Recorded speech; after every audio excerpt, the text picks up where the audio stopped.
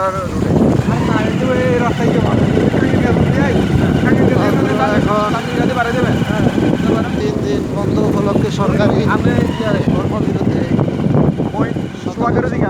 কেন গেলে জাতির ওই জন্য টাকার নাম কইনি আমি ওই টাকা